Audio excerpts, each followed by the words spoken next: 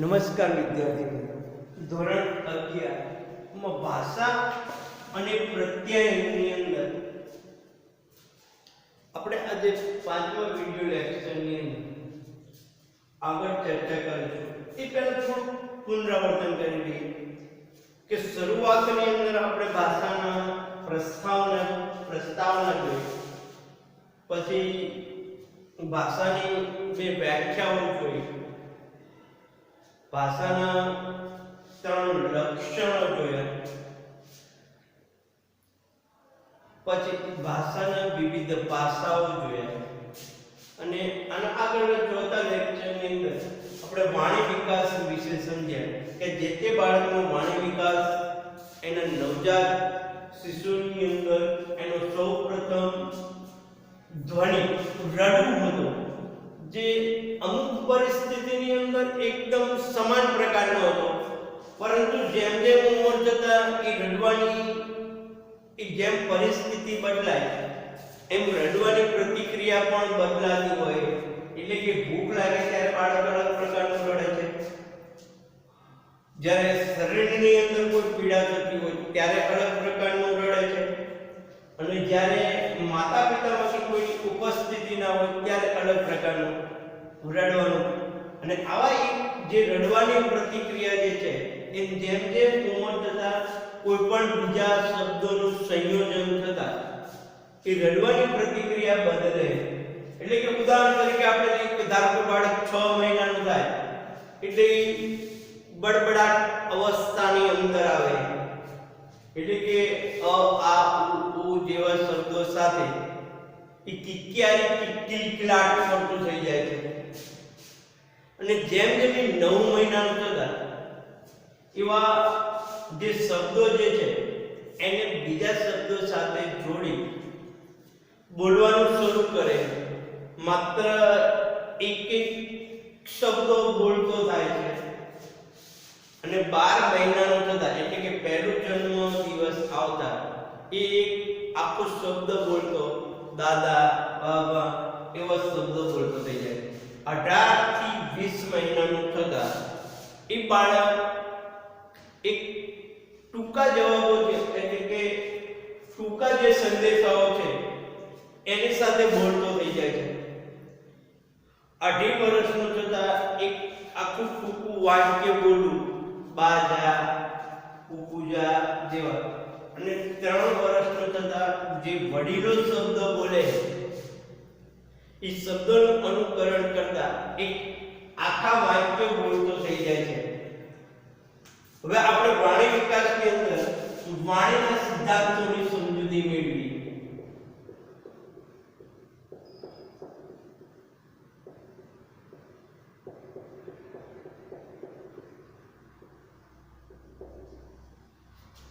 જો વાણીનો સિદ્ધાંત કયો છે એના વિશે આપણે સમજૂતી મેળવવાની છે, તો કે આપણે ભાષા કઈ રીતે શીખીએ છીએ તે બાબત મનોવૈજ્ઞાનિકે પોતાના સિદ્ધાંતો દ્વારા સમજાવવાનો પ્રયત્ન કર્યો છે। એટલે કે આપણે ભાષા કઈ રીતે શીખતા હોઈએ છીએ એક પ્રકારની જે આપણી ભાષા શીખવાની પદ્ધતિ છે એ મનોવૈજ્ઞાનિકોએ પોતાના સિદ્ધાંતોની અંદર સમજાવવાનો પ્રયત્ન કર્યો છે। જો અન્ય મનોવૈજ્ઞાનિક પ્રશ્નોની જેમ અહીં પણ મનોવૈજ્ઞાનિકો વચ્ચે મતભેદ જોવા મળે છે। જો ભાષા શીખવાના જે સિદ્ધાંતો જે છે એ દરેક મનોવૈજ્ઞાનિકોએ પોતાનો અલગ અલગ મત પ્રદર્શિત કર્યો છે, અને દરેક પ્રકારના મતની અંદર અમુક પ્રકારનો ભેદ જોવા મળે કે બાળકે કઈ રીતે ભાષા શીખે છે એનો સિદ્ધાંત।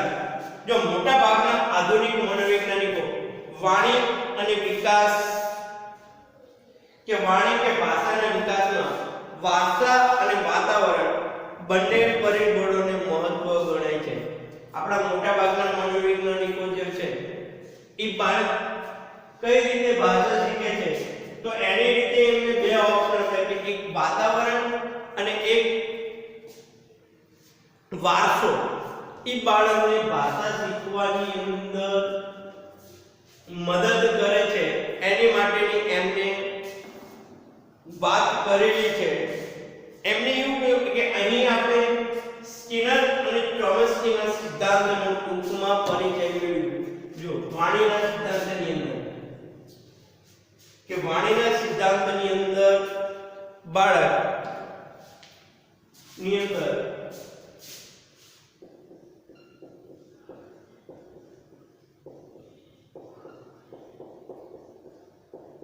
ભાષા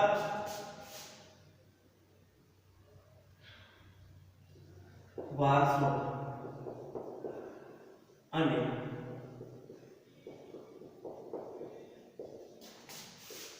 વાતાવરણ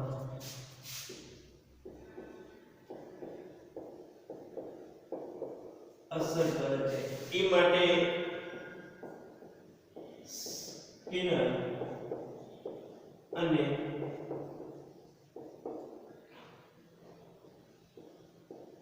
ચોમ્સ્કી નો સિદ્ધાંત જે છે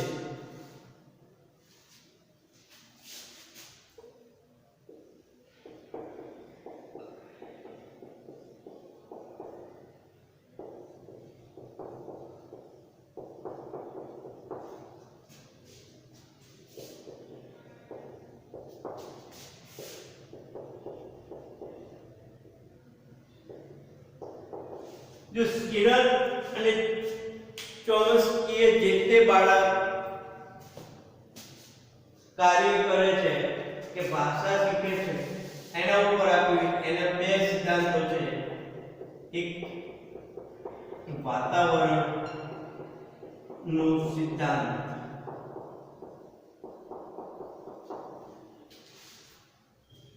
जो वर्तनवादी बीएफ स्किनर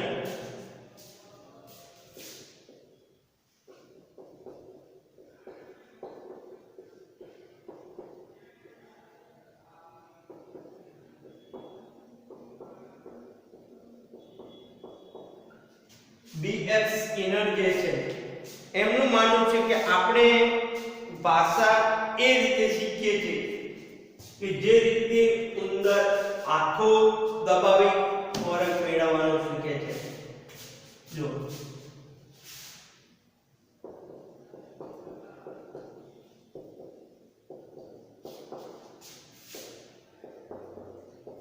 આપણે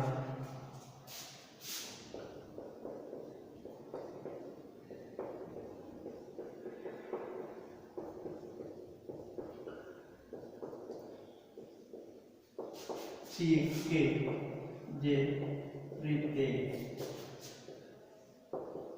ઉંદર આંખો દબાવી ખોરાક પ્રાપ્ત કરવાનું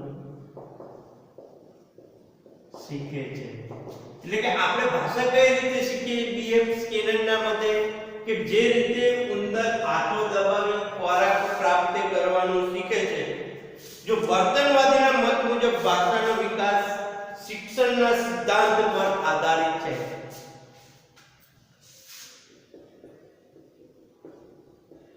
વર્તનવાદીઓના મતે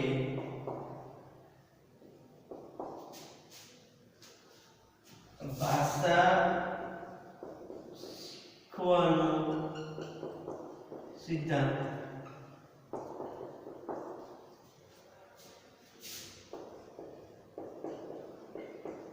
શિક્ષણના સિદ્ધાંત પર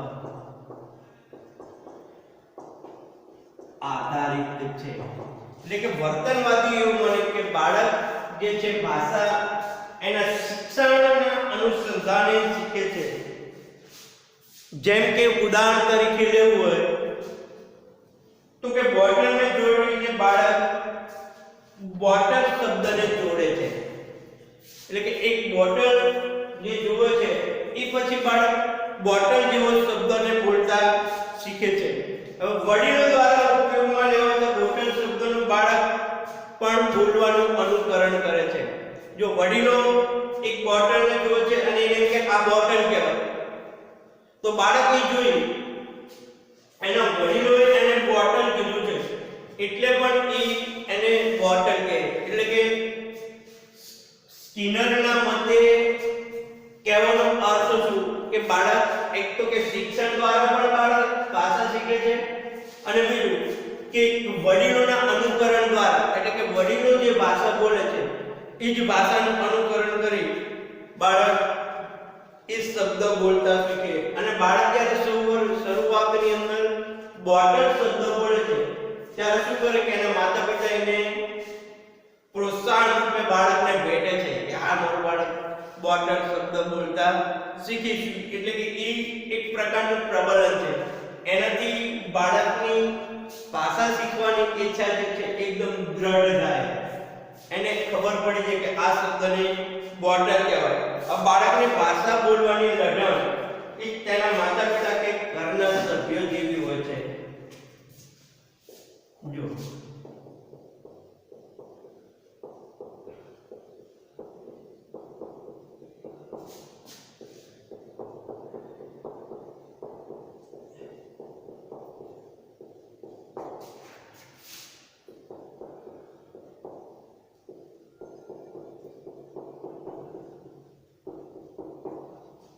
માતા પિતા જેવી હોય છે. એટલે કે માની લો કે વારસાગત કે બાળક જે એના માતા પિતા જેવી શબ્દથી બોલે છે એટલે તો આપણે જેવું હોય કે પ્રાંત પ્રમાણે રાજ્ય પ્રમાણે કે અમુક બાળકની અંદર પ્રાદેશિકતા આવે છે.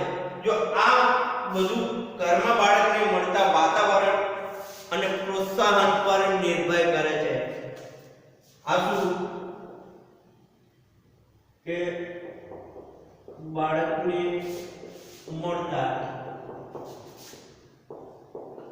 પ્રોત્સાહન અને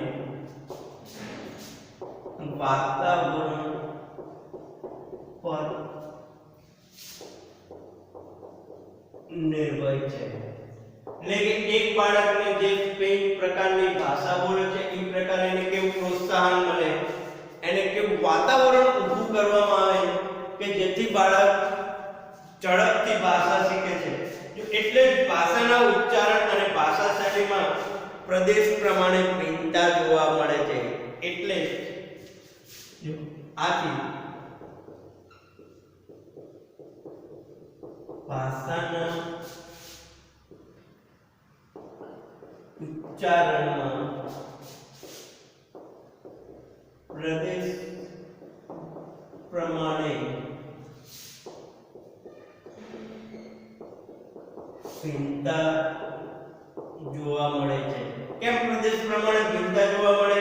એક જે જેમ બીએફ સ્કિનરનું માનવું છે કે જેમ ઉંદર આંખો દબાવીને ખોરાક મેળવતા શીખે છે એમ એક બાળક ભાષા એના વાતાવરણ કે એના માતા પિતા દ્વારા જે શિક્ષણ મેળવવામાં આવે છે એ શિક્ષણ થી એ ભાષા બોલતા શીખે છે. એટલે કે એની જે ભાષા બોલવાની પદ્ધતિ જે છે એ બાળકને એની માતા પિતા જેવી હોય. એટલે કે માતા પિતા જે શબ્દ ઉપર ભાર મૂકે છે એ શબ્દ ઉપર બાળક ભાર મૂકે. અને બીજું કે જે તે બાળકને ભાષા શીખવાની અંદર કેટલું પ્રોત્સાહન મળે, એને કેવું વાતાવરણ ઊભું કરવામાં આવે એના ઉપર આધારિત છે. કે એને મા-બાપ થોડું મોટું થતા વારંવાર અમુક શબ્દો જે શીખવતા હોય એવું વાતાવરણ. જો આથી આપણે જોઈએ ને કે અલગ પ્રાંતની અંદર ધારો કે સૌરાષ્ટ્ર સાઈડની અંદર બોલતું બાળક, મહેસાણા સાઈડની અંદર બોલતું બાળક, સુરત સાઈડની અંદર બોલતું બાળકની અંદર ભાષાની અંદર અલગ અલગ પ્રકારનું ઉચ્ચારણ હોય. આનું કારણ શું છે કે એને એવું વાતાવરણ મળ્યું, ઘરની અંદર એના મા-બાપ એવી ભાષાનો ઉપયોગ કરે એટલે બાળક એવી ભાષા બોલતું થઈ જાય છે. જો પછી બીજો સિદ્ધાંત જન્મજાત સિદ્ધાંત.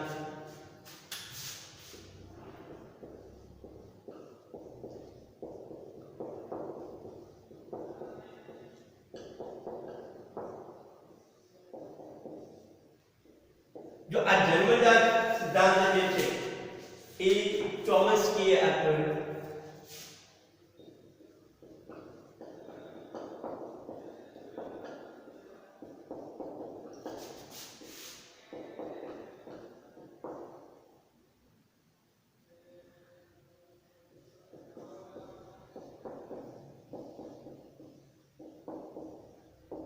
ને એનો જે સિદ્ધાંત જે છે એ સ્કિનરના સિદ્ધાંતની એકદમ વિરોધી સિદ્ધાંત છે. એનું ચોમસ્કીનું માનવું એવું છે કે એક બાળક જે ભાષા શીખે છે એ એના વાતાવરણને અનુસંધાને નહીં કે શિક્ષણના હિસાબે નહીં, પણ બાળક જે ભાષા શીખે છે એ જન્મજાતથી શીખીને આવે છે.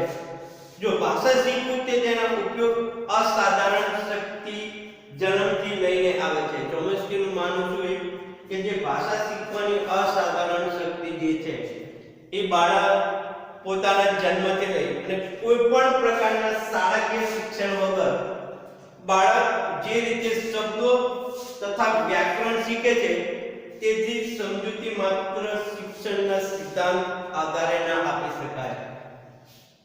ચોમસ્કીનું મંતવ્ય શું છે કે જે બાળક ભાષા શીખે છે એ ભાષા એ જન્મથી એની અંદર એ શક્તિનો વિકાસ થાય, એટલે એનું માનવું કે આને શિક્ષણના સિદ્ધાંતનો આધાર ના આપીએ કે બાળક શિક્ષણથી શીખે. જો બાળકો એવા વાક્ય પણ બોલે છે જે તેને ક્યારે ના સાંભળ્યા હોય. આપણે જોઈએ કે અમુક બાળકો એવા શબ્દ બોલતા હોય કે જ્યારે એના કુટુંબી પાસેથી પણ એને ક્યારે ના સાંભળ્યા હોય. એટલે આપણે એવું ના કહી શકીએ કે બાળક એ ભાષા અનુકરણ દ્વારા પણ શીખે છે. તો તેના મત મુજબ સમગ્ર દુનિયાના બાળકો ભાષા વિકાસ માટે એક વિશેષ સંક્રાંતિકાળ હોય છે. શું હોય?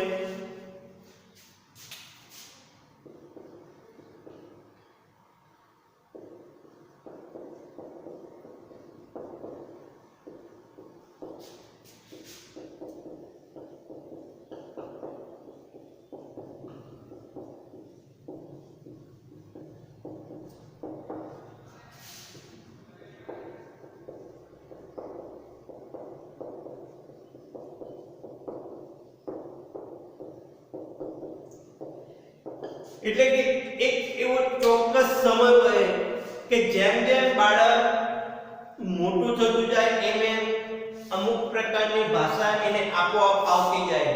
એટલે કે એ ભાષા એને શીખવવી પડતી નથી. જો આ સમયગાળાનો સફળ રીતે ભાષા શીખે તો વાણી વિકાસ થશે. જો આ સમયની અંદર બાળક ચોક્કસ રીતે ભાષા શીખે તો એના ચોક્કસ ભાષાનો વિકાસ થાય. જો ભાષા વિકાસ એ શારીરિક પરિપક્વતા જેવો છે. એમના મતે જે ભાષા વિકાસ કેવો છે? ભાષા વિકાસ શારીરિક પરિપક્વતા જેવો છે. એટલે કે જેમ જેમ બાળક પરિપક્વતા થતું જાય તેમ તેમ એ ભાષા શીખતું થઈ જાય છે. જે રીતે બાળક શારીરિક દેખભાળ રાખવાથી તંદુરસ્ત શારીરિક વિકાસ થાય, એટલે કે એક બાળકનો જો આપણે શારીરિક તંદુરસ્ત વિકાસ કરવો હોય તો એના ઉપર દેખરેખ રાખવી પડે. એ જ રીતે યોગ્ય દેખભાળથી બાળકમાં સ્વયં સંચાલિત રીતે ભાષા વિકાસ થાય. જો એવી જ રીતે બાળકનો ભાષા વિકાસ કરવો હોય તો પણ આપણે એની દેખરેખ રાખવી જોઈએ કે એને કેવા શબ્દો બોલાવવા, એની આજુબાજુ વગેરે. જો એના મત મુજબ બાળકો સર્વ ભાષા વ્યાકરણ શીખવાની ક્ષમતા સાથે જન્મે છે. જો એક શું એવું કે સર્વ ભાષા વ્યાકરણ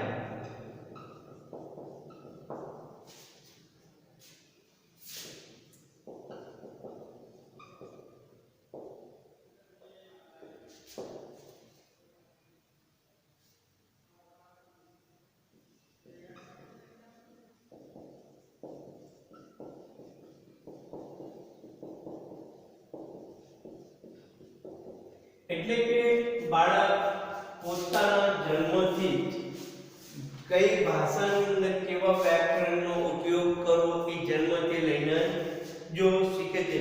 જો કોઈ ભાષાને સાંભળીને જ તેના વ્યાકરણને સરળતાથી શીખી લે છે. એટલે શું કહેવાય છે કે કોઈ ભાષાને સાંભળીને જ એ માત્ર વ્યાકરણની સરળતાને સમજે છે. સ્કિનર તથા ચોમ્સ્કી બંનેના મતોનો સારાંશ એ છે. જો આ બંનેના મતનો સારાંશ શું છે કે સ્કિનર એ શિક્ષણના સિદ્ધાંત પર ભાર મૂકે છે. એ બાબત સ્પષ્ટ કરે છે કે બાળક કઈ રીતે સાંભળેલી ભાષા શીખી લે છે, તે પોતાના શબ્દ ભંડોળ કઈ રીતે નવા શબ્દો ઉમેરતું જાય છે. જ્યારે ચોમ્સ્કી બાળક વ્યાકરણ શીખવાની જન્મજાત શક્તિ પર ભાર આપવાની બાબત સ્પષ્ટ કરે છે કે કઈ રીતે બાળક પોતાના શાળાકીય શિક્ષણ વગર આટલી સરળતાથી ભાષાને શીખી લે છે. એટલે સ્કિનર અને ચોમ્સ્કીનું મંતવ્ય શું છે કે સ્કિનરનો સારાંશ એ છે કે બાળક ભાષા એ શિક્ષણના સિદ્ધાંત આધારિત શીખે છે. એટલે કે કોઈ પણ વ્યક્તિ એને જ્યારે શીખવે ત્યારે શીખે. જ્યારે ચોમ્સ્કીનું મંતવ્ય શું છે કે કોઈ પણ બાળક ભાષા એ જન્મજાત માં એ શક્તિ લઈને જન્મે છે. એટલે કે કોઈ પણ શાળાકીય શિક્ષણ વગર પણ બાળક ભાષા શીખે છે. આમ માનીના સિદ્ધાંતો આપણે બે જોયા, એક વાતાવરણનો સિદ્ધાંત અને એક જન્મજાત સિદ્ધાંત. વાતાવરણનો સિદ્ધાંત સ્કિનરે આપ્યો, જન્મજાત સિદ્ધાંત એ ચોમ્સ્કીએ આપ્યો.